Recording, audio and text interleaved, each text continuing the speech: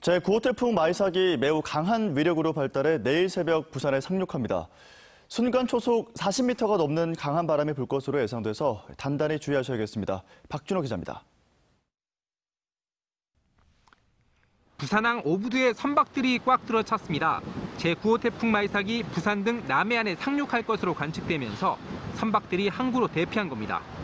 부산항을 오가는 선박들은 항만 당국의 명령에 따라 오늘 아침 6시까지 전부 대피했습니다. 항만 당국은 24시간 비상체제에 돌입했고 오늘 아침 6시부터 부산항 부두 운영을 잠정 중단했습니다. 이와 함께 부산시도 태풍 비상대응체제에 들어갔습니다. 재해 예방사업장을 합동 점검하고 태풍 대비 상황실을 가동해 실시간 현장 보고와 대응에 나섰습니다. 이번 태풍은 바람이 매우 강해 초속 40m, 시속 144km 안팎의 폭풍이 몰아칠 것으로 보여 피해가 우려됩니다. 특히 고층 빌딩이 많은 해운대 마린시티 지역과 LCT 등 건물은 철저한 대비가 필요합니다. 이와 함께 부산 지역엔 모레까지 최고 300mm의 많은 비가 예보돼 있습니다. 3일 아침까지 이어지겠고 강수량은 100에서 300mm로 보고 있고요. 부산 중 많은 곳은 최대 400mm 이상을 보고 있습니다. 태풍 상륙 전후 인명과 시설 피해 가능성이 높은 만큼 철저한 대비와 예방이 필요합니다. MBC 뉴스 박준호입니다. 네, 이 태풍 마이삭은 오늘 밤 서귀포 동쪽 해상을 지나 모레 새벽 부산과 최근접하겠는데요. 오늘 오후 태풍 예비특보가 내려질 걸로 보입니다. 최대 400mm 이상의 많은 양의 비와 강력한 바람을 몰고 오겠는데요. 대조기까지 겹치면서 해안 지역에서는 폭풍 해일 가능성도 크겠습니다. 자세한 날씨 정민경 기상캐스터가 전합니다. 오늘 아침 부산에도 비가 내리고 있습니다. 지금은 태풍 앞자락에서 만들어진 비구름이 전국 곳곳에 영향을 주고 있는데요. 마이삭은 이제 서귀포 남쪽 약 380km 부근 해상까지 올라왔습니다. 중심 부근에서는 초속 47m에 달하는 강풍을 동반하며 매우 강한 강도를 유지하고 있습니다. 태풍은 오늘 밤 제주 동쪽 해상을 지나 내일 새벽 경남 남해안까지 올라오겠습니다. 내일 새벽 3시경에는 부산 북서쪽 약 30km 부근 육상을 지나며 태풍과 가장 근접하겠는데요. 이후 내일 아침이면 동해상으로 빠져나가겠습니다. 오후부터는 비바람이 더욱 거세지며 태풍특보가 내려질 걸로 보입니다. 초속 30에서 50m에 달하는 강풍이 몰아쳐서요. 심할 경우 지붕이 날아가고 기차가 탈선할 정도의 바람이 예상됩니다. 또 부산과 울산에는 비도 많이 내리겠습니다. 내일 오전까지 100에서 300mm, 많게는 400mm 이상의 폭우가 쏟아지겠습니다. 현재 남해상에 풍랑주의보가 발효 중입니다. 앞으로 점차 태풍특보가 발표되겠고요. 특히 이번 태풍은 바닷물 수위가 높은 대조기에 우리나라에 상륙합니다. 따라서 해안 지역에서는 폭풍 해일도 우려됩니다. 만조시 저지대 침수와 해안가 안전사고에 유의하셔야겠습니다. 내일 오전까지는 태풍의 영향으로 강력한 비바람이 불겠습니다. 태풍이 완전히 물러갈 때까지 긴장의 끈을 놓지 말아야겠습니다. 날씨였습니다. 부산에서 감염 경로를 알 수 없는 깜깜이 환자가 다시 늘고 있습니다. 하루 새 4명이나 나왔는데 광복절 연휴 이후 본격화된 2차 대유행의 고리가 지역사회 내에선 여전히 이어지고 있는 걸로 보입니다. 조재영 기자입니다. 부산에서 9명의 코로나19 추가 확진자가 나와 누적 인원이 300명을 넘어서 305명이 됐습니다. 신규 확진자 중 4명은 감염 경로를 알 수 없는 깜깜이 환자입니다. 지난 한 달 부산에서 발생한 코로나19 확진자 129명 가운데 최종 깜깜이 환자로 분류된 인원은 6명으로 비율이 5%에 못 미쳤지만 9월 첫날 깜깜이 환자가 4명이나 다시 확인되면서 지역사회 내 조용한 전파 가능성은 여전히 높습니다.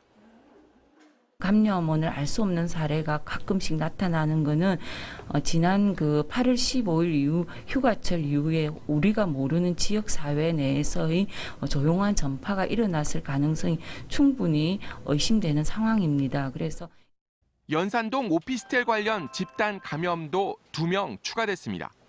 이곳에서의 누적 확진자는 모두 10명입니다. 부산시는 오피스텔 관련 감염원을 추적하고 있지만 관련 확진자 진술에만 의존할 수밖에 없어 어려움을 겪고 있습니다. 수사당국이 아니기 때문에 조사하는 부분에 있어서 어려움들이 있어서 이 부분은 필요하다면은 경찰의 협조를 받아서 조사를 할 계획입니다.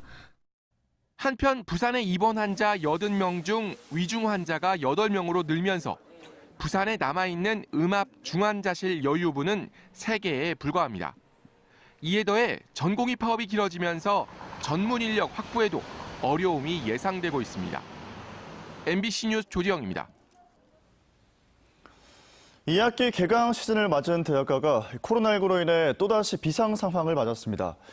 예정돼 있던 대면 수업을 취소하고 온라인 수업으로 전환하는 등 대학마다 대책 마련에 고심입니다. 보도에 정세민 기자입니다. 개강을 맞은 대학가에 다시 비상이 걸렸습니다. 사상 초유의 온라인 강좌로 지난 1학기를 지내온 지역 대학들은 불과 2, 3주 전까지만 해도 2학기에는 대면 수업 비중을 높이는 쪽으로 가닥을 잡아왔습니다. 교육 효과와 대학 재정 등을 감안한 결정이었지만 코로나19의 재확산으로 대학들은 다시 계획을 수정 중입니다. 지역 대학들은 대부분 개강 이후 2, 4주를 비대면 강의를 하며 상황을 지켜본 뒤 비대면과 대면 두 가지를 병행하는 혼합 형태의 수업을 진행한다는 방침입니다. 이제 온라인 수업하고 오프라인 수업을 섞어서 하는 그런 형태의 계획을 세웠는데 갑자기 상황이 조금 안 좋아지다 보니까 어쩔 수 없이 한 2주 정도는 조금 추이를 지켜보자. 그래서 2주까지는 일단 이제 비대면 수업을 하는 걸 원칙으로. 대학들은 그러나 사회적 거리 두기가 3단계로 돌아서게 되면 대면 수업을 즉각 중단하고 온라인 강의나 줌 강좌 등 비대면 수업으로 전환한다는 방침입니다. 그러나 이렇게 될 경우 적지 않은 부담이 있습니다. 이미 1학기의 경험에서 알 수 있듯이 학생들의 학업 성취도가 저하되고 등록금 반환 문제와 성적 처리의 공정성 문제 등 복잡한 문제가 다시 불거질 수 있습니다. 지난 학기에도 성적에 대한 부분에 갈등이 좀 있었습니다. 그래서 저희들이 지금 현재로서는 기말고사는 반드시 지난 학기처럼 대면 시험으로 저희들이 할 예정입니다. 그리고 평가는 지난 학기와는 달리 정확하게 저희들이 규정이 있는 그대로. 때문에 부산대를 비롯한 지역대학의 총학생회 측도 2학기 각 대학들의 운영 방식을 지켜보고 조심스레 대응 방안을 고심하고 있습니다. 코로나19 재확산 움직임 속에 2학기 개강을 맞게 된 지역대학들은 대면과 비대면 강의 방식을 두고 또 한 차례 진통을 예고하고 있습니다. MBC 뉴스 정세민입니다. 다음은 오늘 아침 신문 살펴보겠습니다. 먼저 부산일보부터 만나보시죠. 부산, 양산, 울산을 연결하는 2개의 광역철도 노선이 사업서 평가 기준인 1에 미치지 못해 경제성이 다소 떨어지지만 국토부의 승인을 받았다는 내용입니다. 울산시의 연구 용역 결과 울산, 양산을 연결하는 노선의 비용 대비 편익이 0.96, 울산과 양산, 부산을 연결하는 노선은 0.76으로 나왔다고 하는데요. 비용 대비 편익이 높을수록 좋은데 울산시는 최근 0.96이 나온 울산, 양산 노선 결과만 제출했다고 전했습니다. 울산시 등은 2개의 노선 반영을 위해 동남권 광역교통 실무협의회를 구축하는 등 지자체 간 대응 체계를 강화할 예정이라고 전했습니다. 다음 기사입니다. 부마민주항쟁 조사에 응하지 않은 사람에게 앞으로 최고 1,000만 원의 과태료가 부과된다는 소식입니다. 정부는 어제 부마민주항쟁 관련자의 명예회복 및 보상 등에 관한 법률 시행령 개정령안을 의결했는데요. 해당 법규를 1차 위반할 경우 500만 원, 2차 위반 시 750만 원 등의 과태료가 부과된다고 전했습니다. 다음은 국제신문입니다. 해운대구의 대형 목욕탕에서 코로나19 확진자가 나온 뒤 닷새 동안 해운대구 보건소에서만 1,500명의 검사 인원이 몰리면서 업무량이 폭증하고 있다는 내용입니다. 보건소 직원만 무려 100여 명이 총동원돼 역학조사 등에 나섰다고 하는데요. 이 코로나19를 전담하는 공공병원인 부산의료원 의료진도 이 호흡기 과장과 전담 인력을 늘리는 등 의료진 피로도를 덜어주기 위해 노력하고 있다고 전했습니다. 네, 오늘 마지막 기사입니다. 부산시가 코로나19 대응에 핵심 역할을 하는 건강정책과장에 행정직을 임명하면서 논란이 일고 있다는 내용입니다. 시는 안병선 건강정책과장을 2일자로 시민방역추진단장에 임명했는데요. 건강정책관은 지역 내 병원과 보건소와의 소통 업무를 총괄하는데 의사인 안 과장이 맡았던 건강정책과장 자리를 행정직이 맡게 되면 코로나19 상황에서 업무에 지장이 있을 것이라고 지적했습니다. 지금까지 아침신문 살펴봤습니다. 지난 6월 고 최숙현 선수의 안타까운 사건에 이어 부산 MBC는 카누, 배구, 유도 등 부산 스포츠계에서 벌어진 각종 비위를 보도해드렸습니다. 시체육회가 지난 7월부터 가혹행위 전수조사에 나서기도 했는데요. 그러나 부산시회는 체육회 자체 조사는 이미 신뢰를 잃었다며 직접 신고센터를 만들고 피해자 전수조사에 착수했습니다. 송강모 기자입니다. 지난 1월 부산 배구 실업팀 선수였던 A씨가 부산시 체육회를 찾아갑니다. 감독의 음주 강요와 폭언, 훈련비 횡령 의혹을 주장하며 조사를 요구한 겁니다. 그러나 유일한 신고 창구인 시 체육회의 반응은 냉담하기만 합니다. 이게 확신이 자신도 하시면은 이제 신고하시는데 그 이후에 일어난 일에 대해서는 저희는 모릅니다. 이거는. 결국 배구를 그만둔 A씨. 그리고 극단적 선택까지 한 고 최숙현 선수 사례에서 보듯 용기를 내 신고를 해도 되레 2차 피해를 입는 사례가 빈번하다 보니 피해 신고 자체를 꺼리는 게 현실입니다. 실제 시체육회가 자체 실태조사를 하겠다며 선수 270여 명에게 문자 메시지를 보냈지만 답변자는 단 14명뿐. 체육회는 최숙현 선수 외에 피해자가 없다는 결과를 내놨습니다. 그냥 만족도 조사 같은 느낌? 이런 형식의 설문지였기 때문에 거기서 과연 뭐 선수들이 과감하게 이렇게 자기 의견들을 표출할 수 있었을까라는 의문점은 사실 있습니다. 부산시의회는 체육회 자체 조사는 더 이상 신뢰할 수 없다며 직접 신고센터를 설치해 이번 달부터 운영하기로 결정했습니다. 신고센터는 시의회 행정문화위원회에 직접 설치되는데 부산에 있는 체육인 전원을 대상으로 폭행이나 성폭행, 횡령, 가혹행위, 갑질 등 각종 비위 사실을 신고받게 됩니다. 신고 내용은 의회에서 직접 조사하고 필요시 가해자에 대해 형사 고발키로 했습니다. 억울하게 선수 생활을 그만둬야 했다거나 다 포함을 해서 할 생각입니다. 직접적인 신고나 제보는 저희 의원 직통 전화라든지 아니면 익명 제보로. 시의회는 신고센터를 상시적으로 운영하고 신고 내용과 과거 비위 사례를 분석해 제도 개혁에 나선다는 방침입니다. MBC 뉴스 송광모입니다. 부산시는 어제 내년도 국비 가운데 7조 4,171억 원을 확보했다고 밝혔습니다.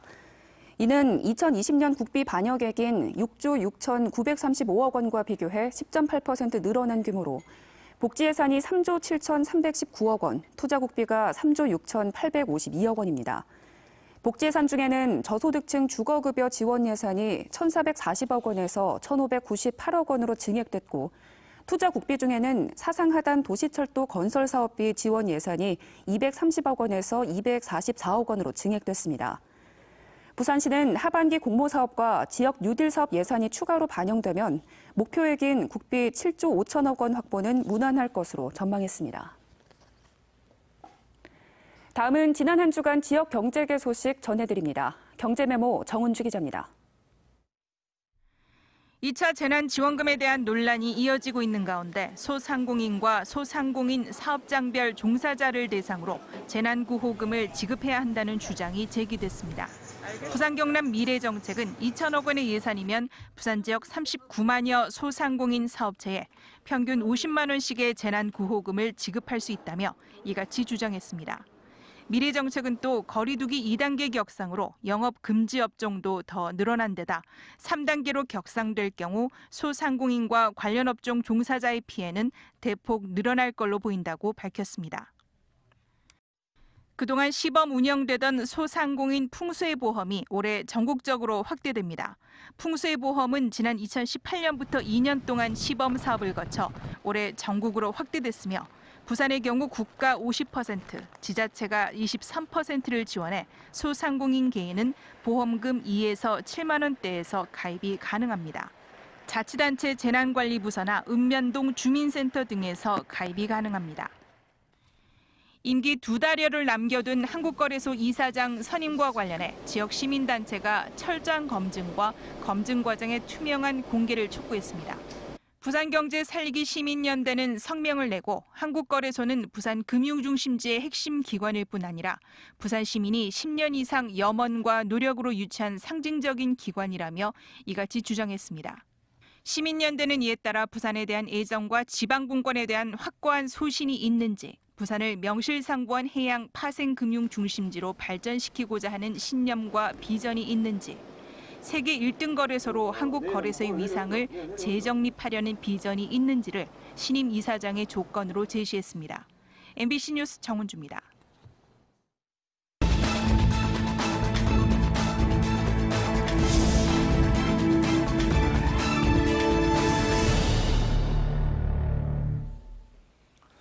부산의 한 주택 수돗물에서 깔따구 유충으로 추정되는 벌레들이 발견됐습니다. 지난달 30일 부산 진구 양정동의 한 주택에서 세숫대에 받아놓은 물과 주방 싱크대에 흐르는 물에서 유충 6, 7마리가 발견됐다는 주민 신고가 접수됐습니다. 상수도사업본부는 조사 결과 A씨집 외에는 추가 신고가 없던 점 등으로 미뤄서 수돗물 자체는 문제가 없고 해당 유충이 외부에서 유입된 걸로 파악했습니다. 부산지법 제5형사부는 기업 구매 전용 카드를 이용해 100억 원대 카드깡을 한 혐의로 기소된 모 약품 대표 A씨에게 징역 3년을 선고하고 A씨와 허위 매출 거래를 한 약국 대표 B씨에게 징역 2년 6개월을 선고했습니다. 또 나머지 약국 업주와 병원 행정원장 등 4명에게 징역 1년 6개월에서 2년 6개월을 선고하고 집행을 유예했습니다. A씨 등은 2014년부터 2018년까지 모 카드사의 기업 구매 전용 카드를 이용해 거래 약국에서 허위 매출을 올려주면 매매 대금 1%를 약국 대표에게 주는 수법으로 300여 차례에 걸쳐 100억 원대 상당의 대금을 카드사에 청구한 혐의를 받고 있습니다.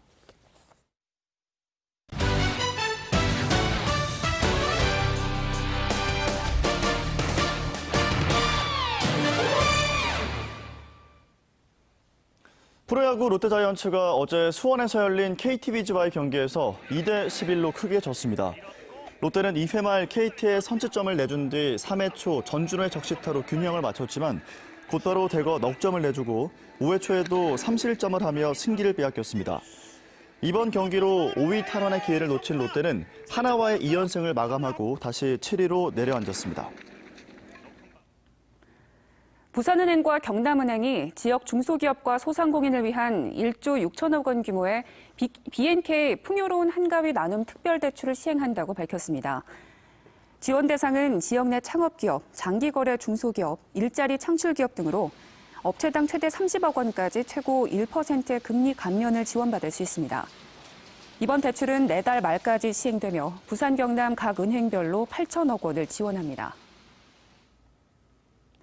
부산시가 추진하는 수산식품산업 클러스터 조성 사업이 기획재정부 예비타당성 조사 대상 사업에 선정됐습니다. 이 사업은 1,285억 원을 들여 서구 암남동 7만여 제곱미터터의 수산식품 개발 플랜트와 수출 거점 등을 조성하는 사업입니다. 부산시는 국비 보조사업 선정을 위해 예비타당성 조사 대응팀을 구성하고 해양수산부와 적극 협력하기로 했습니다. 부산시와 해양수산부가 해양과학기술 산학연 협력센터 설계를 공모합니다.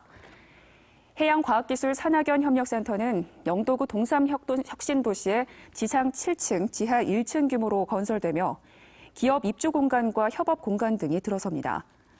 공모 기간은 10월 21일까지이며 결과 발표는 11월 3일 부산시 홈페이지에 게시합니다. 부산관광공사가 문화체육관광부, 한국관광공사와 함께 지역 관광산업 활성화를 위한 관광 콘텐츠 공모전 부산 관광 더하기를 개최한다고 밝혔습니다. 다음 달 5일까지 진행되는 공모전은 관광 콘텐츠 개발과 운영을 할 수 있는 부산 소재 개인 사업자나 법인을 대상으로 관광 개발, 콘텐츠, 기념품 등 5개 분야에 걸쳐 지역 특색을 살린 관광 사업 아이디어를 제출하면 됩니다. 관광공사는 심사를 거쳐 3개 업체를 선정해 상금 1,500만 원과 함께 맞춤형 컨설팅, 홍보 등을 지원합니다.